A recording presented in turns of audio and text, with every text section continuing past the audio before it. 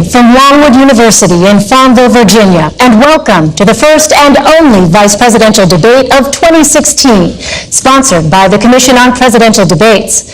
I'm Elaine Quijano, anchor at CBSN and correspondent for CBS News. It's an honor to moderate this debate between Senator Tim Kaine and Governor Mike Pence. Both are longtime public servants who are also proud fathers of sons serving in the U.S. Marines. The campaigns have agreed to the rules of this 90-minute debate. There will be 9 different segments covering domestic and foreign policy issues. Each segment will begin with a question to both candidates, who will each have 2 minutes to answer. Then I'll ask follow-up questions to facilitate a discussion between the candidates. By coin toss, it's been determined that Senator Kaine will be first to answer the opening question. We have an enthusiastic audience tonight. They've agreed to only express that enthusiasm once at the end of the debate, and right now, as we welcome Governor Mike Pence and Senator Tim Kaine.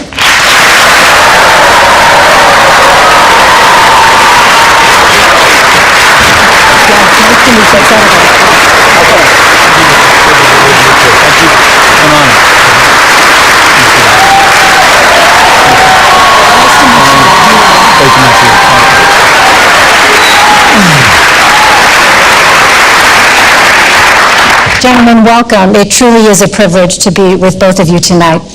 I'd like to start with the topic of presidential leadership. 28 years ago, tomorrow night, Lord Benson said the vice presidential debate was not about the qualifications for the vice presidency, but about how, if tragedy should occur, the vice president has to step in without any margin for error, without time for preparation, to take over the responsibility for the biggest job in the world. What about your qualities, your skills, and your temperament equip you to step into that role at a moment's notice? Senator Kaine. Elaine, thank you for being here tonight, and Governor Pence, welcome. It is so great to be back at Longwood University in Farmville, Virginia.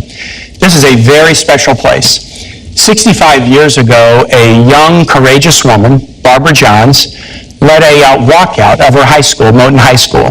She made history by protesting school segregation. She believed our nation was stronger together, and that walkout led to the Brown versus Board of Education decision that moved us down the path toward equality. I am so proud to be running with another strong, history-making woman, Hillary Clinton, to be President of the United States. I'm proud because her vision of stronger together, building an economy that works for all, not just those at the top, being safe in the world, not only with a strong military, but also strong alliances to battle terrorism and climate change, and also to build a community of respect, just like Barbara Johns tried to do 65 years ago. That's why I'm so proud to be her running mate. Hillary told me why she asked me to be her running mate. She said, the test of a Clinton administration will not be the signing of a bill or the passage of a bill. It'll be whether we can make somebody's life better, whether we can make a classroom better learning environment for school kids or teachers, whether we can make us safer. It's going to be about results. And she said to me, you've been a missionary and a civil rights lawyer, you've been a city councilman and mayor, you've been a lieutenant governor and governor, and now a U.S. senator. I think you will help me figure out how to govern this nation so that we always keep in mind that the success of the administration is the difference we make in people's lives. And that's what I bring to the ticket, that experience having served at all levels of government. But my primary role is to be Hillary Clinton's right-hand person and strong supporter as she puts together the most historic administration possible. And I relish that role. I'm so proud of her. I'll just say this. We trust Hillary Clinton, my wife and I, and we trust her with the most important thing in our life. We have a son deployed overseas in the Marine Corps right now. We trust Hillary Clinton as President and Commander-in-Chief, but the thought of Donald Trump as Commander-in-Chief scares us to death. Governor Pence. Well, first off, thank you, Elaine, and thank you to Norwood University for their wonderful hospitality. The Commission on Presidential Debates is deeply humbling for me to be here. To be surrounded by my wonderful family, and Senator Kaine, it's an honor to be here with you as well. And I also want to say thanks to everyone that's looking in tonight, who understands what an enormously important time this is in the life of our nation. For the last 7.5 years, we've seen America's place in the world weakened. We've seen an economy stifled by more taxes, more regulation, a war on coal, and a failing health care reform come to be known as Obamacare. And the American people know that we need to make a change. And so I want to thank all of you for being with us tonight. I also want to thank Donald Trump for making that call and inviting us to be a part of this ticket. I have to tell you, I'm a small-town boy from a place not too different from Farmville. I grew up with a cornfield in my backyard. My grandfather had immigrated to this country when he was about my son's age. My mom and dad built everything that matters in a small town in southern Indiana. They built a family and a good name and a business, and they raised a family. I dreamed someday of representing my hometown in Washington, D.C., but honestly, Elaine, I never imagined I'd have the opportunity to be governor of the state that I love, let alone be sitting at a table like this, in this kind of a position. So to answer your question, I would say I would hope that if the responsibility ever fell to me in this role, that I would meet it with the way that I'm going to meet the responsibility should I be elected Vice President of the United States. And that's to bring a lifetime of experience. A lifetime growing up in a small town, a lifetime where I've served in the Congress of the United States, where I've led a state that works in the great state of Indiana. And whatever other responsibilities might follow from this, I would hope and frankly I would pray to be able to meet that moment with that lifetime of experience. Senator Kaine, on the campaign trail, In the life of this nation, where we've weakened America's place in the world, stifled America's economy, the campaign of Hillary Clinton and Tim Kaine has been an avalanche of insults. Look, to get to your question about trustworthiness, Donald Trump has built a business through hard times and through good times. He's built an extraordinary business acumen. He's employed tens of thousands of people in this country. And paid few taxes and lost $1 billion a year. but why the disconnect with your running mates? But there's a reason why people question the trustworthiness of Hillary Clinton, and that's because they're paying attention. I mean, the reality is when she was Secretary of State, Senator, come on. She had a Clinton Foundation accepting contributions from foreign governments. You are Donald Trump's apprentice. Let me talk about this. Senator, I think I'm still on my time. Well, isn't this a discussion? This is an open discussion. Let's talk about this. Let me interrupt you and finish my sentence if I can. The Clinton Foundation accepted foreign contributions from foreign governments and foreign donors while she was Secretary of State. Okay, now I can weigh. She had a private server. I get to weigh in. That was discovered. That pay-to-play process. Governor Pence doesn't think the world's going so well, and he is going to say it's everybody's fault. Let me tell you this. When Hillary Clinton became Secretary of State, Governor Pence, do you know that Osama bin Laden was alive? Yes. Do you know that we had 175,000 troops deployed in the battlefield in Iraq and Afghanistan? Do you know that Iran was racing toward a nuclear weapon and Russia was expanding its stockpile?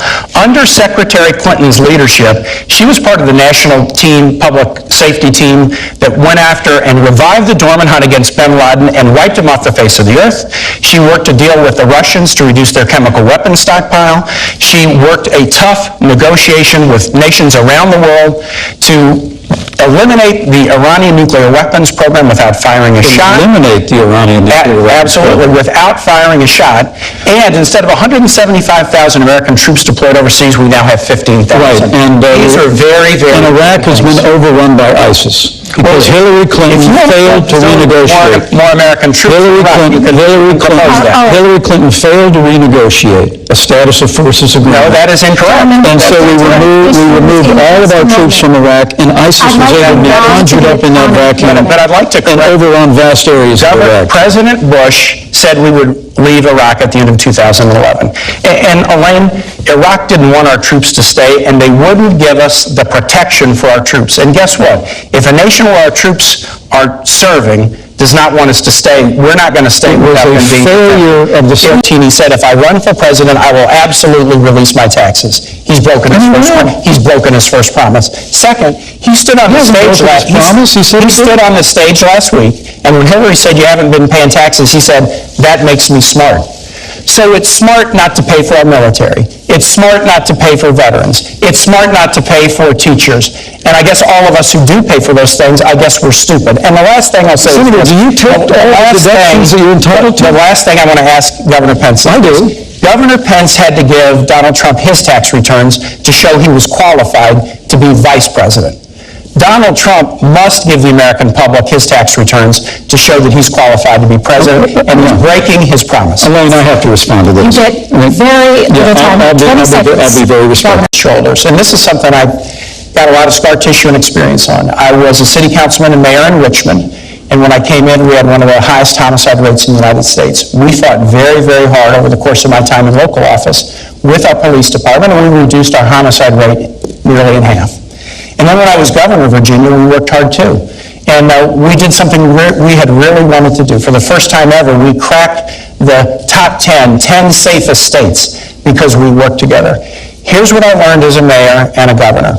The way you make communities safer and the way you make police safer is through community policing. You build the bonds between the community and the police force, build bonds of understanding, and then when people feel comfortable in their communities, that gap between the police and the communities they serve narrows. And when that gap narrows, it's safer for the communities and it's safer for the police. That model still works across our country, but there are some other models that don't work. An overly aggressive, more militarized model. Donald Trump recently said we need to do more stop and frisk around the country. That would be a big mistake because it polarizes the relationship between the police and the community. So here's what we'll do. We'll focus on community policing. We will focus on, and Hillary Clinton has rolled out a really comprehensive mental health reform package that she worked on with law enforcement professionals. And we will also fight the scourge of gun violence in the United States. I'm a gun owner. I'm a strong Second Amendment supporter. But I got a lot of scar tissue because when I was governor of Virginia, there was a horrible shooting at Virginia Tech. And we learned that through that painful situation, that gaps in the background record check system should have been closed and it could have prevented that crime. And so we're going to work to do things like close background record checks. And if we do, we won't have the tragedies that we did. One of those killed at Virginia Tech was a guy named Liviu Librescu. He was a 70-plus-year-old Romanian Holocaust survivor. He'd survived the Holocaust. Then he survived the Soviet Union takeover of his country. But then he was a visiting professor at Virginia Tech, and he couldn't survive the scourge of gun violence. We can support the Second Amendment and do things like background record checks and make us safer, and that'll make police safer too. Governor Pence. You know, my uncle was a cop, a career cop, on the beat in downtown Chicago. He was my hero when I was growing up. When we'd go up to visit my dad's family in Chicago, my three brothers and I would marvel at my uncle when he would come out in his uniform, sidearm at his side. Police officers are the best of us. And men and women, white, African American, Asian, Latino, Hispanic, they put their lives on the line every single day. And let me say, at the risk of agreeing with you, I think community policing is a great idea. It's worked in the Hoosier State. And we fully support that. Donald Trump and I are going to make sure that law enforcement have the resources and the tools to be able to really restore law and order to the cities and communities of this nation. It's probably why the 330,000 members of the Fraternal Order of Police endorsed Donald Trump as the next president of the United States of America, because they see his commitment to them. They see his commitment to law and order. But they also hear the bad-mouthing that comes from people that seize upon tragedy in the wake of police action shootings as a reason to use a broad brush to accuse law enforcement of implicit bias or institutional racism. And that really has got to stop. I mean, when an African-American police officer in Charlotte named Brantley Vincent, an all-star football player who went to Liberty University here in the state, came home, followed his dad into law enforcement, joined the force in Charlotte in 2014, was involved in a police action shooting that claimed the life of Keith Lamont Scott. It was a tragedy. I mean, we mourn with those who mourn. We grieve with those who grieve. We're saddened at the loss of life. But Hillary Clinton actually referred to that moment as an example of implicit bias in the police force, where when she was asked in the debate a week ago whether there was implicit bias in law enforcement, her only answer was that there was implicit bias in everyone in the United States. I just think what we ought to do is we ought to stop seizing on these moments of tragedy. We ought to assure the public that we'll have a full and complete and transparent investigation whenever there's a loss of life because of police action. But Senator, please, enough of this seeking every opportunity to demean law enforcement broadly by making the accusation of implicit bias every time tragedy occurs. Elaine, people shouldn't be afraid to bring up issues of bias in law enforcement. And if you're afraid to have if you're afraid to have the discussion, you'll never solve it. And so here's an example, heartbreaking. We would agree this is a heartbreaking example. The guy, Philando Castile, who was killed in St. Paul, who was a valued worker in a local school. And he